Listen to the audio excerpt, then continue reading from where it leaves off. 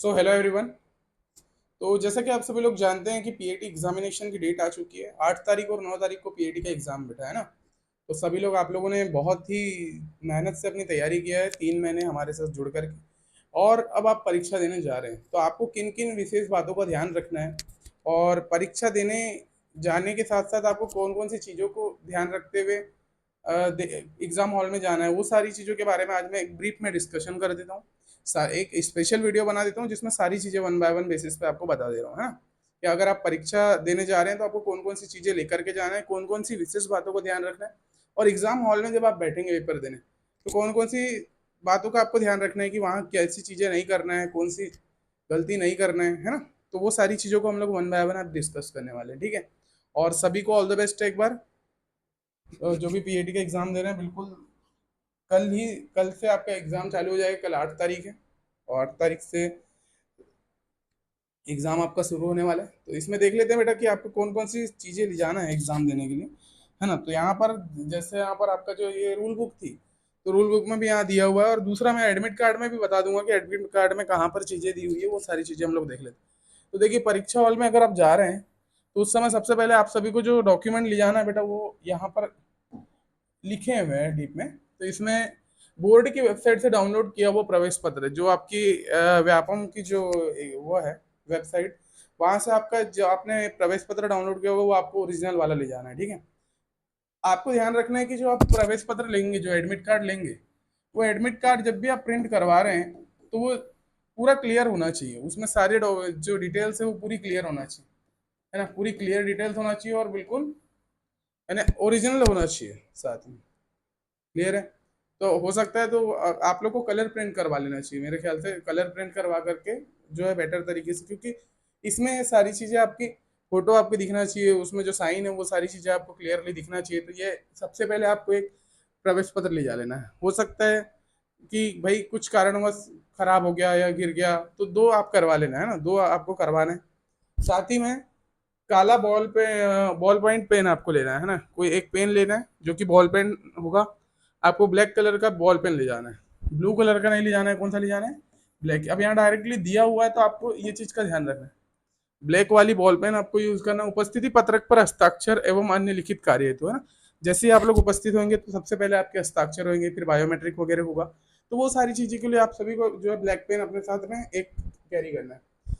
Third number पे आपको बोला कि फोटो युक्त मूल पहचान पत्र, मतदाता पहचान पत्र, पैन कार्ड। अब जैसे आप 18 साल के तो अभी हुए नहीं है, तो वो तो होगा नहीं आप सभी के पास। हाँ, जो बच्चे ड्रॉप लेकर के एग्जाम दे रहे हैं उन सभी के लिए ये चीज है कि हाँ भाई, अगर पहचान पत्र उनके पास है तो वो ले जा ले। पैन कार्ड अगर है, पैन कार्ड की एक छाया प्रति आपको ले जाना है, मतलब वो ले जा लेना है, हाँ। पैन कार्ड हो गया, आधार कार्ड हो गया, ड्राइविंग लाइसेंस अगर आप सभी का, या आधिकारिक रूप से जारी एवं हस्ताक्षर अंक सूची, फोटोग्राफ तथा पासपोर्ट में से कोई एक लाना अनिवार्य है।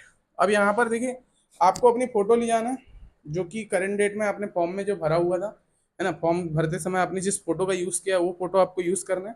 दूसरी चीज आपको यहाँ पर, अगर आपका मतदाता पहचान पत्र है तो वो ले जा लीजिए। अगर ये नहीं है तो आपको पैन कार्ड तो हो गई, पैन कार्ड की एक फोटो कॉपी ले जाना है या ओरिजिनल ले जाना है। फर्स्ट ऑफ ऑल ओरिजिनल रखना है आपको, कोशिश करना कि ओरिजिनल हो। ड्राइविंग लाइसेंस अगर है तो ड्राइविंग लाइसेंस ले जाइए। आधिकारिक रूप से हस्ताक्षर अंक सूची, मतलब अभी तो आप जैसे 12th की एग्जाम दिए तो आप टेंथ की जो है अंक सूची लेकर भी जा सकते हैं, ठीक है। तो ये सारी चीजें आपको ले जाना है, इनमें से कोई ना कोई होना जरूरी है, ठीक है। आधार कार्ड तो होना ही जरूरी है। तो यहाँ पर देखिए, UABI के द्वारा सत्यापित वेरीफाई होने पर ही आधार कार्ड मान्य होगा। जो भी आप आधार कार्ड ले जा रहे हैं, आधार कार्ड जो भी आप ले जाएंगे एग्जाम देने के लिए, वो उसमें आपको ध्यान रखना है कि उसकी ई केवाईसी होना चाहिए, उसकी ई केवाईसी होना चाहिए, ठीक है। तो वो सारी चीज़ों का आपको यहाँ पर विशेष रूप से ध्यान रखना है, ये सारी।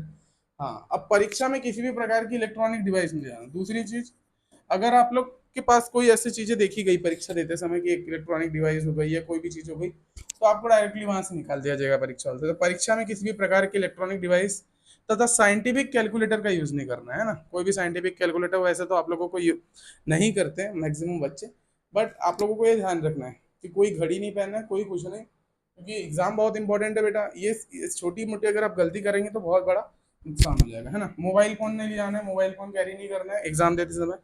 ब्लूटूथ डिवाइस जो है, किसी भी प्रकार की ब्लूटूथ डिवाइस, आजकल बच्चों का बहुत ज़्यादा वो हो गया है कि वो नेक बैंड वगैरह सब गले पे पहन के चले जाते हैं, गलती से अगर भूल गए और मान लीजिए अगर चेकिंग हो रही है, इन द चेकिंग अगर आपको पकड़ा है एग्जाम हॉल में, तो आपको फिर वहां से बाहर निकाल देंगे।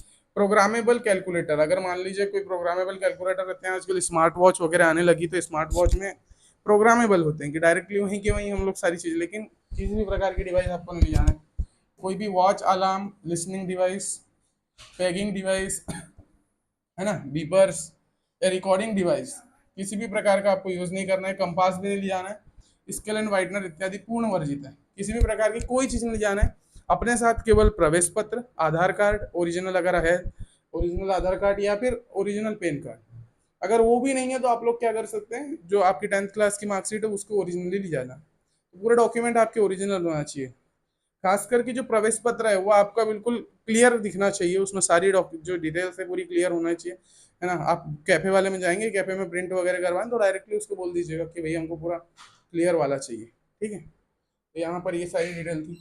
फिर यहाँ पर लिखित परीक्षा में निःशक्त जन अभ्यर्थी के लिए उपलब्ध सुविधाएं निम्नानुसार है ना, कि अगर, हाँ, तो ये अब यहाँ तक आपकी ये दो चीजें इंपॉर्टेंट थी।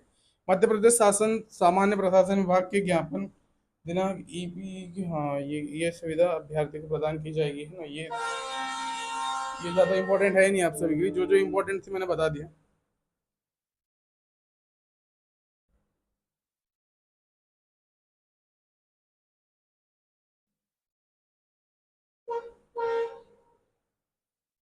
यहाँ पर ये सारी चीजें मैंने आप सभी को बता दिया हूँ।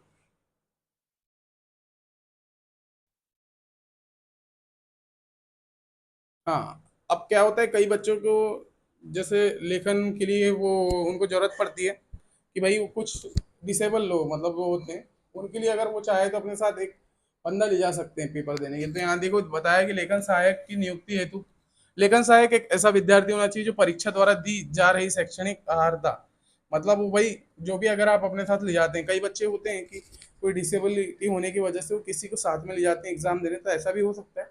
लेकिन वहां पर उसके लिए भी शर्त है कि परीक्षा द्वारा दी जा रही परीक्षा की शैक्षणिक अहर्ता प्रश्न पत्र के स्तर से कम हो, जो आपका पेपर आ रहा है उससे कम होना चाहिए उसका लेवल, कि आप जब बताए जब भी वो सॉल्व करना चाहिए, ठीक है। तो यदि परीक्षा की न्यूनतम शैक्षणिक योग्यता स्नातक हो तो सहायक की योग्यता ले सकते हैं ना, ये चीज है।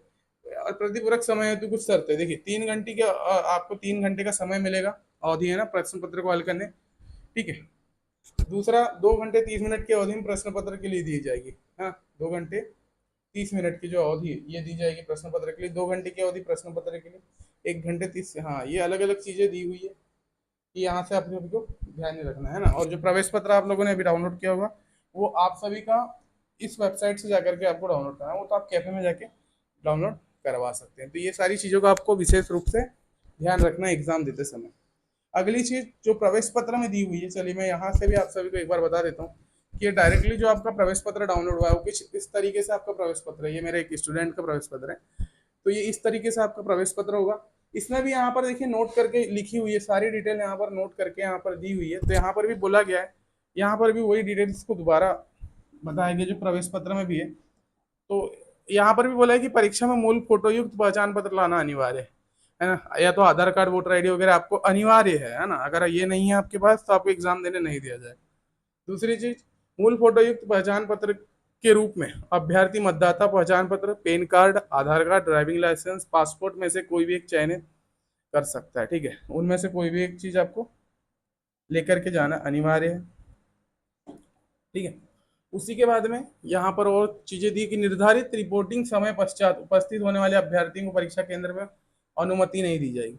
आपको एग्जाम शुरू होने के 1 घंटे पहले आपको किसी भी हाल में एग्जाम सेंटर में पहुंच जाना है, ठीक है। कभी भी ऐसी गलती नहीं करना है कि भाई एग्जाम चालू हो रहा है, आधा घंटा पहले जा रहे हैं, 10 मिनट पहले जा रहे हैं। जो रिपोर्टिंग टाइम आपको दी हुई है, रिपोर्टिंग टाइम के 1 घंटा पहले आप सभी को पहुंच जाना है। मैं अभी दिखाऊंगा यहाँ पर आप सभी को कि एडमिट कार्ड में कहाँ पर रिपोर्टिंग टाइम कर दी है। उसके बाद मूल प्रवेश पत्र तथा मूल पहचान पत्र, ठीक है, कि अतिरिक्त अन्य कोई भी सामग्री परीक्षा केंद्र में लाना निषिद्ध है ना। किसी भी प्रकार का आपको कोई भी डॉक्यूमेंट्स, कोई भी चीजें नहीं लाना है। फिर यहाँ पर वही जानकारी दी, कैलकुलेटर वगैरह कोई किसी भी प्रकार की घड़ी वगैरह वर्जित है।